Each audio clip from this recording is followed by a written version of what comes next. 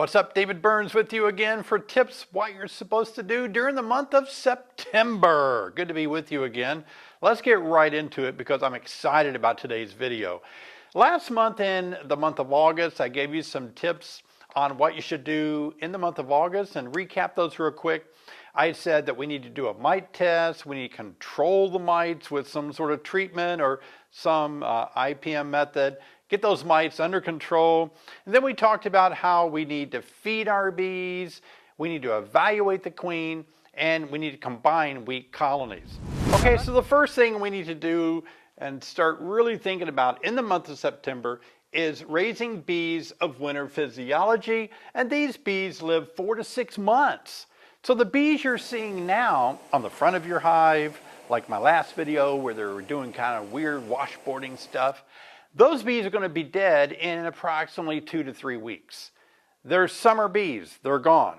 It's the bees that we're raising now in the month of September that are going to be bees that we see in the spring. And that's so cool, isn't it? Summer bees live 30 to 50 days, about 40 days on average.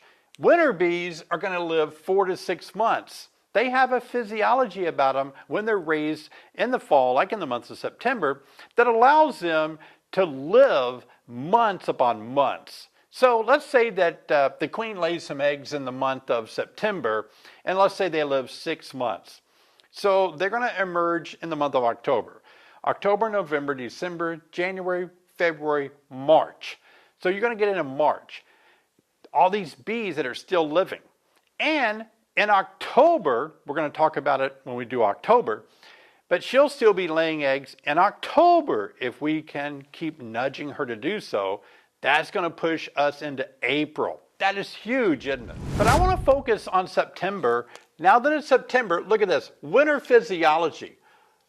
These bees that we want to raise now in the month of September and October, even into November, we want them to be healthy because if these bees have a virus that's vectored by mites, they only live half their life. So instead of 4 to 6 months, they're only going to live 2 to 3 months. That's not enough time to get us into spring. So we want to cut our mite levels down now so that we can have healthier bees without viruses. They can live their whole life out 4 to 6 months. So these bees of winter physiology, they're never going to forage, right? Because they're going to be born, for me, they're going to emerge in a month when there's nothing to forage on. So they're not out there wearing themselves out, flying around like summer bees do. They're just nestled in their hive, waiting for spring. But a virus will kill them. So what we want to do is make sure we get rid of our mites. Let me give you a demonstration of how this works. So what we have here is the months of the year. And bees coming out of the winter are usually, traditionally, not my hives, but traditionally bees are pretty small in a colony. They run down to about 10,000 to 20,000 bees because they're dying during the winter without being replaced. And so anyway, let's put a little chart up here and we'll call this 10,000 bees right here. And we'll call this all the way at the top to a maximum of 60,000 bees. And so somewhere in the middle, we have 30,000 bees approximately, give or take some. And so I want to show you how mites affect bees. So in the months of, well, let's start when we install a package. That'd probably be a good place to start, in the months of March and April. So we start a package with 10,000 bees right here, and really no mites, right? The package bee people that made the package, they were great. The bees didn't have hardly any mites at all. And the bees are small. The bees are only 10,000. The bees start to grow, and by the month of July, bees have pretty much reached the peak of their population of nearly 60,000 bees right here. Just a few months of growth.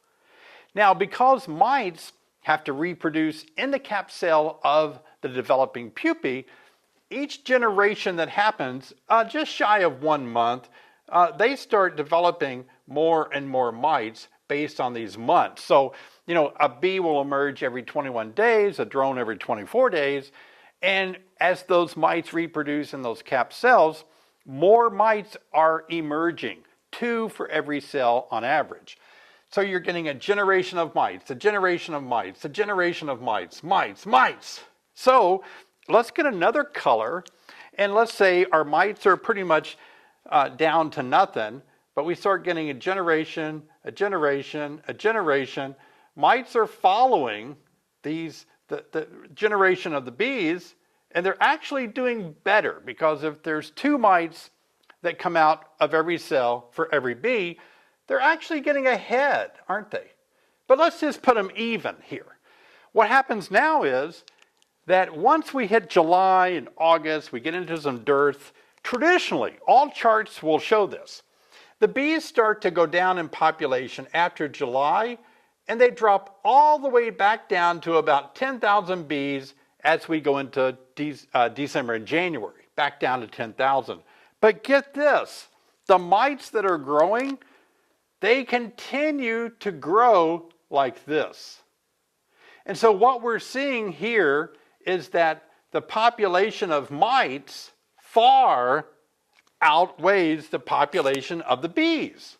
So our goal in handling mites is to let our mites stay really low all year long. So we keep our mite levels down, see, like this, minimally. And what we're going to do with our bees by raising bees of winter physiology is once we get to 60,000, we're going to keep feeding them so that we don't experience this huge drop in population, so that by the time we hit winter, we don't have a lot of bees to keep the colony warm. So if we start feeding 1-to-1 sugar water now, we can keep stimulating the bees, the queen especially, to raise more brood.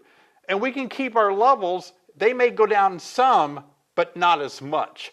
We may drop down to 40 to 30,000, but 40,000 is a number that we don't want to go below. So if we can keep our bee population strong, we're going to do it right here when it really can start dropping really fast in August and September.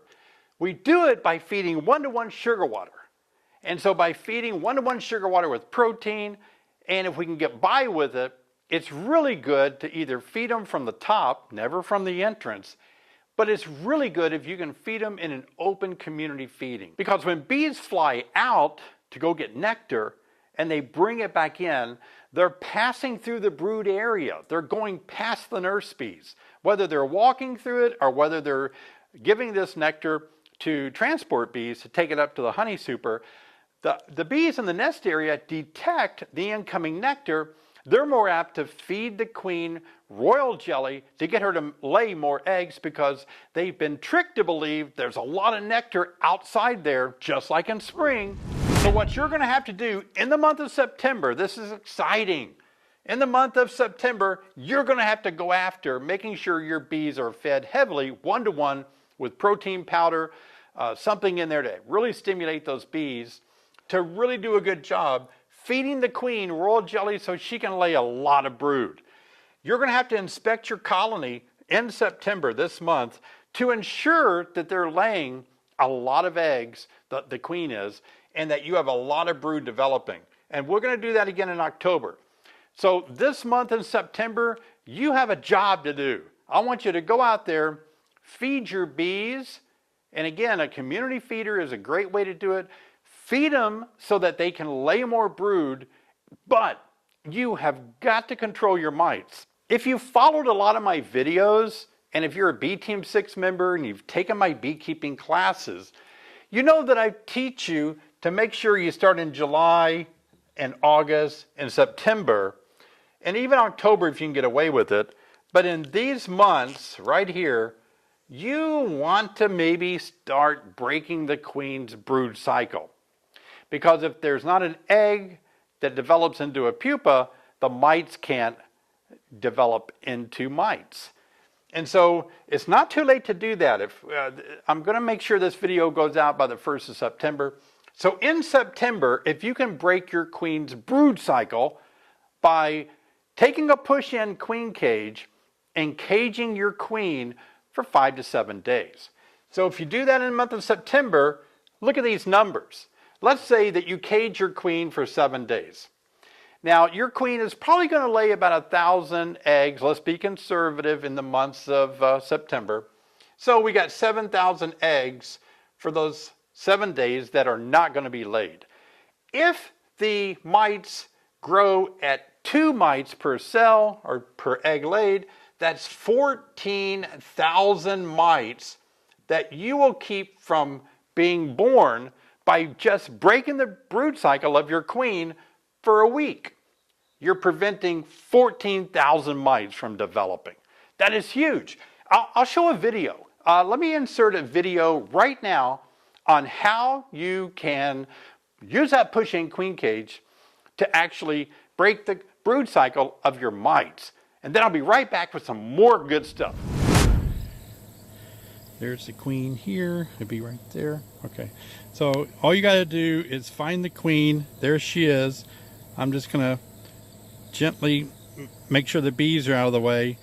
And then I'm going to push this down until it hits the wall or the rib of the plastic comb below it, plastic foundation.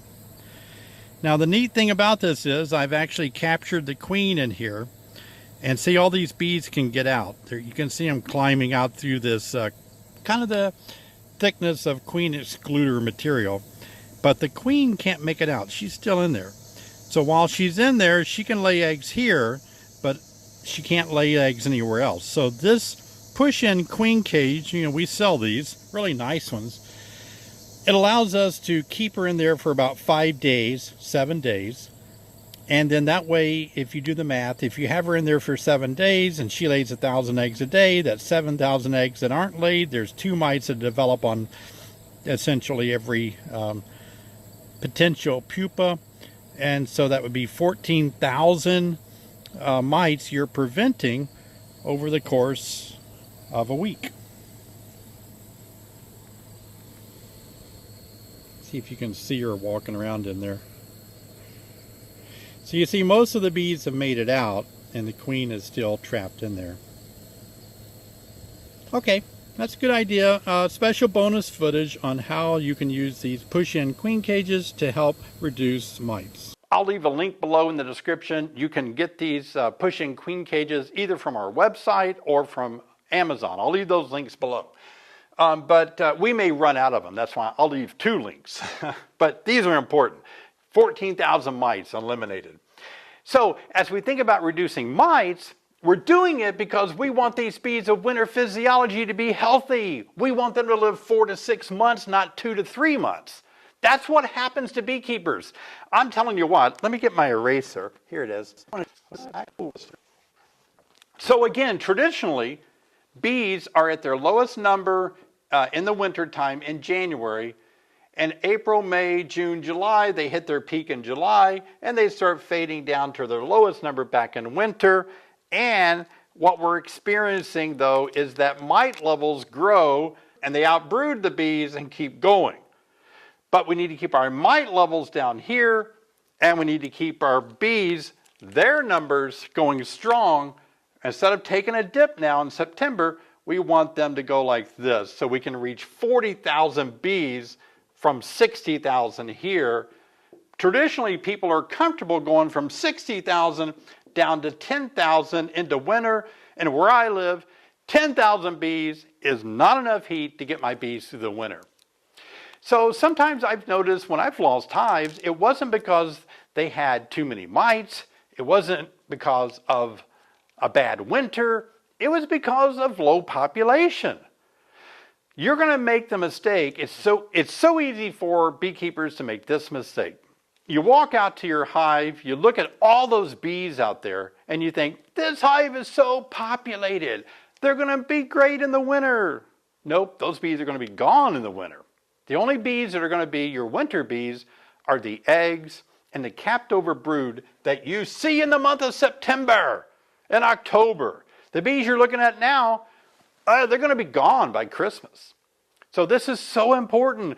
Do not put your trust in the bees, the adult bees that you see now flying around. A bee that's foraging is at least 23 days old, and they die on day 40. So they're going to be gone in 17 days. So let's think about this. This is what I'm teaching you in the month of September. Go after your mites. Use your treatment of your choice, however you want to handle it. Breaking the queen's brood cycle, like I told you, is a great way if you don't want to use chemicals. But let's keep our mite levels down so they don't ruin the health of our bees of winter physiology. And let's keep feeding our bees after we hit July. Let's feed them in August, September, and October so we can keep our queen laying those bees of winter physiology. All right, everybody, I hope you enjoyed this video. Boy, I got a little too excited. I'm really pumped up about this. I've been working this concept for years now, and it's paid off so well for me. So I want you to kind of consider what I'm saying here. It's got to make a lot of sense to you. It's such good information for sure. So I hope you enjoy it. Please give me a thumbs up. Subscribe to my channel here so you'll be notified each time I make videos like this to help you become a better beekeeper by keeping healthier bees and making fewer mistakes. I'll see you next time.